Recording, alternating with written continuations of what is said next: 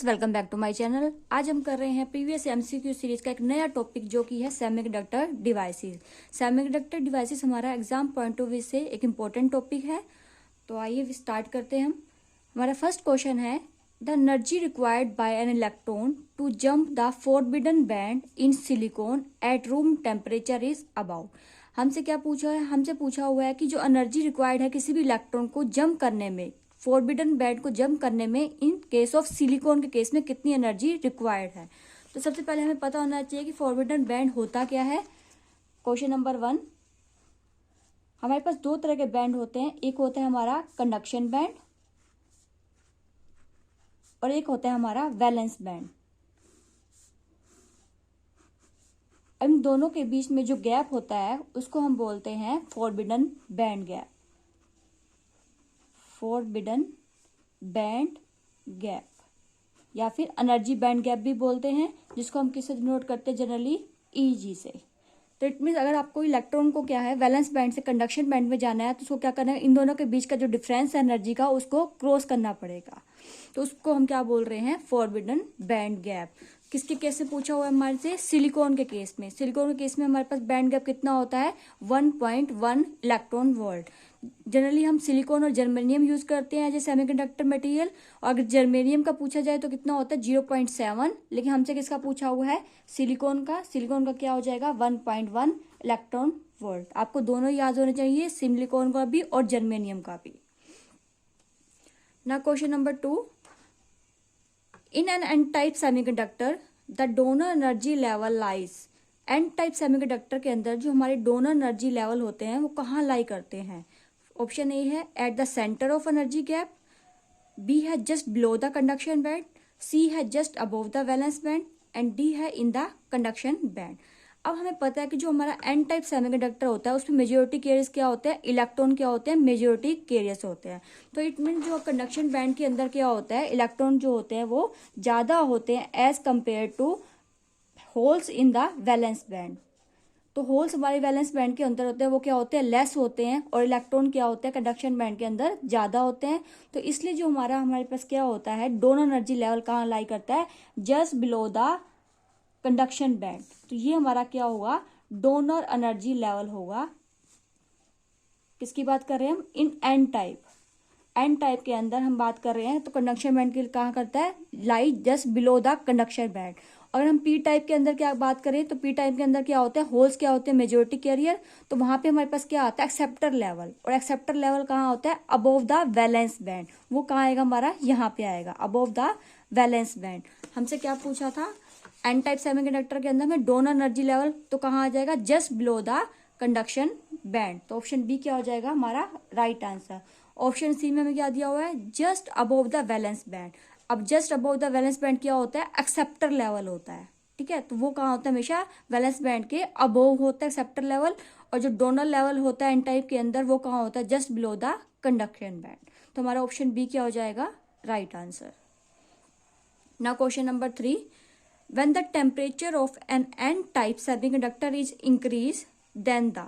अगर हम n type semiconductor के अंदर टेम्परेचर को इंक्रीज कर रहे हैं तो number of free electron increase होंगे और होल्स क्या होंगे? फर्स्ट ऑप्शन में decrease. Option number B, number of holes increase while that of free electron decrease. C में दिया हुआ है हमें number of free electrons and the holes remains unchange. D में है number of both the free electrons and the holes increase equally. जब भी हम टेम्परेचर को इंक्रीज करते हैं एंड सेमीकंडक्टर के अंदर तो आपके पास क्या होते हैं? इलेक्ट्रॉन और होल पेयर जनरेट होते हैं टेम्परेचर इंक्रीज करने से। तो इलेक्ट्रॉन भी हमारा इंक्रीज होते हैं और होल्स भी क्या होते हैं? इंक्रीज होते हैं। तो number of both the free electrons and the holes increase equally. तो ऑप्शन डी क्या हो जाएगा हमारा right answer. Question number 4, at equilibrium in A PN junction diode the net current is. किसमें पूछा हुआ है? इक्विलिब्रियम में पूछा हुआ है, और इक्विलिब्रियम में हमें पता है कि नेट करंट का फ्लो होगा वो क्या होगा? 0 होगा। क्यों? क्योंकि जैसे हम मैकेनिक्स में पढ़ते हैं कि इक्विलिब्रियम में क्या होता है? नेट फोर्स क्या होता है? 0 होता है। जितने भी फोर्स एक्ट कर रहे हैं बॉडी पे उन सबका सम क्या होता है? 0। तो इट मीन्स यहाँ पे क्या आ जाएगा? इक्विलिब्रियम की बात कर रहे हैं तो ऑप्शन सी क्या हो जाएगा हमारा right answer. As diffusion and diff current are equal and opposite, तो हमारा नेट करंट क्या बन जाएगा? 0 हो जाएगा। तो ऑप्शन सी हमारा राइट आंसर है। Question number 5, the threshold voltage for a PN junction diode used in the circuit is 0.7 volt. Threshold voltage जो गिवन हमें कितनी दी हुई है 0.7 volt. The type of biasing and current in the circuit, हमसे biasing की type पूछी और current पूछा हुआ है, इस सर्किट के अंदर कितना फ्लो करेगा।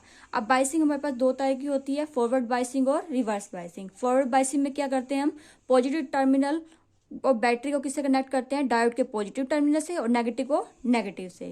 और रिवर्स बाइस में उल्टा करते हैं, हम पॉजिटिव को नेगेटिव से कनेक्ट करते हैं और नेगेटिव को पॉजिटिव से कनेक्ट करते हैं। तो यहाँ हमारे पास क्या है, पॉजिटिव टर्मिनल पॉजिटिव से कनेक्ट है और नेगेटिव नेगेटिव से, तो हमारी कौन सी बाइसिंग होगी, फॉरवर्ड बाइसिंग होगी। और दूसरा हमसे क्या पूछा हुआ है, करंट पूछा हुआ है। अब जो हमारे पास थ्रेशोल्ड वोल्टेज है वो क्या है, 0.7 गिवन है हमें। अब ये वोल्टेज हमारी क्या है, ज्यादा है, जबकि अप्लाइड वोल्टेज क्या है, हमारी कम है। तो 0.7 है वो क्या है, हमारा ग्रेटर देन है 0.5 से। तो इट मीन्स आपके पास क्या, अप्लाइड वोल्टेज लेस है, तो डायोड क्या करेगा उस केस में, कंडक्ट ही नहीं कर पाएगा। तो उसके मीन्स कोई भी करंट उसमें से फ्लो नहीं करेगा। अगर हमारी अप्लाइड वोल्टेज ज्यादा होती एज थ्रेशोल्ड वोल्टेज से, तो हमारा डायोड क्या करता, कंडक्ट करता। तो इस केस में हमारा डायोड कंडक्ट ही नहीं कर रहा, तो क्या आ जाएगा, हमारा करंट कितना फ्लो करेगा, 0 एम्पियर। और बाइसिंग कौन सी है, फॉरवर्ड बाइस। ऑप्शन चेक करते हैं हम। फर्स्ट है फॉरवर्ड बाइसिंग और 0 एम्पियर करंट। सेकंड है रिवर्स बाइसिंग और 0 एम्पियर। सी में है फॉरवर्ड बाइसिंग और 5 मिली एम्पियर। और डी में है रिवर्स बाइसिंग और 2 मिली एम्पियर। हमें पता है कितना आ रहा है हमारा आंसर, फॉरवर्ड बाइसिंग भी आ रही है और करंट कितना फ्लो कर रहा है, 0 एम्पियर। तो इट मीन्स ऑप्शन ए क्या हो जाएगा हमारा right answer. Now move on question number 6, the Fermi energy of a substance is, Fermi energy पूछी है किसी भी सब्सटेंस की, किस पर टेम्परेचर के साथ कैसे डिपेंड करती है। फर्स्ट में दे रखा है इंडिपेंडेंट ऑफ टेम्परेचर। सेकंड है directly proportional to temperature. C है directly proportional to square root of temperature. और डी है डायरेक्टली प्रोपोर्शनल टू टेम्परेचर का स्क्वायर। जो फर्मी एनर्जी होती है वो हमारी क्या होती है, टेम्परेचर पे डिपेंड नहीं करती होती। तो ऑप्शन ए क्या हो जाएगा हमारा right answer, independent of temperature. Now question number 7, in a p-n junction diode change in temperature due to heating। p-n junction diode के अंदर टेम्परेचर के चेंज होने से क्या इफेक्ट पड़ेगा बाइसिंग पे। फर्स्ट है affect only reverse resistance, affect the only forward resistance. कौन से रेजिस्टेंस को ये इफेक्ट कर रही है, रिवर्स रेजिस्टेंस को, फॉरवर्ड रेजिस्टेंस को। Does not affect resistance of p-n junction, PN junction के रेजिस्टेंस को इफेक्ट ही नहीं करेगी। और लास्ट ऑप्शन है affect the overall VI characteristic of PN junction. अब हमें पता है कि जब भी हम टेम्परेचर इंक्रीज करते हैं तो इलेक्ट्रॉन होल पेयर इंक्रीज हो जाते हैं, उसकी वजह से करंट भी इंक्रीज होता है और रेजिस्टेंस भी क्या होता है, ओवरऑल रेजिस्टेंस होता है डायोड का, वो क्या होता है, चेंज हो जाता है। तो इट मीन्स वो किस पे इफेक्ट पड़ेगी, दोनों पे ही डालेगी, फॉरवर्ड पे भी और रिवर्स पे भी। तो हमारा ऑप्शन क्या हो जाएगा, D, affect the overall VI characteristics of PN junction. दोनों ही कैरेक्टरिस्टिक्स पे क्या कर डालेगी, इफेक्ट डालेगी। तो ऑप्शन डी क्या हो जाएगा हमारा right answer. Now question number 8, based on the energy band description a solid can be classified as a semiconductor if the energy gap between the, किसके अंदर पूछा हुआ है, semiconductor, if the energy gap between the valence band and the conduction band. कितना semiconductor के अंदर valence band और जो कंडक्शन बैंड होता है उसके बीच में कितना एनर्जी गैप होता है, किस केस में, सेमीकंडक्टर के केस में। तो सेमीकंडक्टर के केस में क्या होता है, हमारा बैंड गैप कितना होता है, लेस देन 3 इलेक्ट्रॉन वोल्ट। ये आपको याद रखना है कि लेस देन क्या होता है, 3 इलेक्ट्रॉन वोल्ट। और इंसुलेटर के केस में क्या होता है, ग्रेटर देन 3 इलेक्ट्रॉन वोल्ट होता है। और मेटल के केस में क्या होता है, हमारी ओवरलैपिंग हो जाती है। तो ऑप्शन सी क्या हो जाएगा हमारा right answer. Thank you everyone, I hope आपको ये वीडियो अच्छा लगा होगा। इस तरह के और वीडियो के लिए चैनल को लाइक, शेयर एंड सब्सक्राइब करना मत भूलना। और मिलते हैं नेक्स्ट वीडियो में, तब तक अपनी प्रिपरेशन करते रहें।